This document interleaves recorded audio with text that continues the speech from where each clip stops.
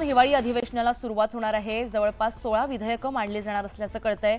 तर एकंदरीतच या संपूर्ण हिवाळी अधिवेशनाच्या या पहिल्या दिवशी कुठेतरी विरोधक जे आहेत ते सत्ताधाऱ्यांना कोंडीत पकडण्याचा प्रयत्न करू शकतात। त्यामुळे हे हिवाळी अधिवेशन जे आहे ते अत्यंत महत्त्वाचं आहे। कोणकोणते विषय गाजणार हे सुद्धा पाहणं महत्त्वाचं ठरणार आहे। एकंदरीतच राज्याचं राजकारण आपण सध्या पाहिलं तर मुख्यमंत्री कोण होणार ह्याची सुद्धा मोठ्या प्रमाणात चर्चा आहे। याची अपडेट आपण आधीच्या बुलेटिनमध्ये सुद्धा घेतली आहे, पुढे सुद्धा घेत राहणार आहोत। पण त्याआधी पाहूयात काही हेडलाईन्स।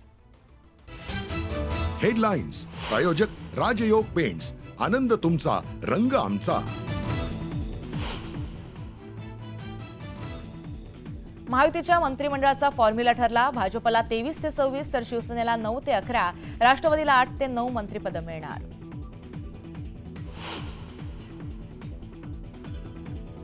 यंदाही शिंदेंनीच मुख्यमंत्री व्हावं, शिवसेनेच्या आमदारांचा बैठकीत सूर। महायुतीत वितुष्ट येईल असं कुठलंही वक्तव्य कुणीही करू नये, शिंदेंच्या आमदारांना सूचना।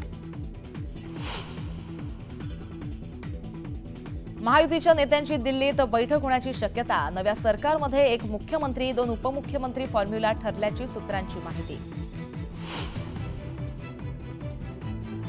नव्या आमदारांचा शपथविधी 27 किंवा 28 नोव्हेंबरला होण्याची शक्यता। विधिमंडळ सचिवालयाकडून तयारीला वेग। नागपुरात देवेंद्र फडणवीसांचे भावी मुख्यमंत्री म्हणून लागले बॅनर। नागपूरच्या धरमपेठ परिसरात उत्साही कार्यकर्त्यांकडून बॅनरबाजी।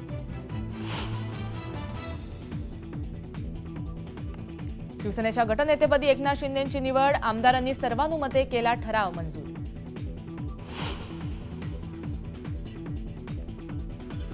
लाडक्या बहिणींनी वर्षा बंगल्यावर मुख्यमंत्र्यांचं केलं औक्षण। बहीण लाडकी, विरोधकांना धडकी, मुख्यमंत्र्यांचा विरोधकांवर थेट निशाणा।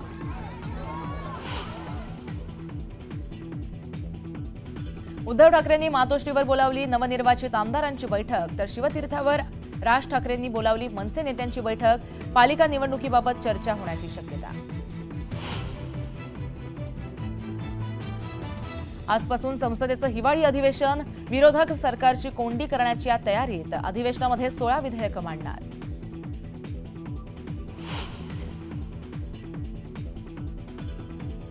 गाय दूध खरेदीच्या दरात 3 रुपयांची कपात। कोल्हापूर सांगलीतील दूध संघाचा निर्णय। गुरुवारपासून निर्णयाची अंमलबजावणी होणार।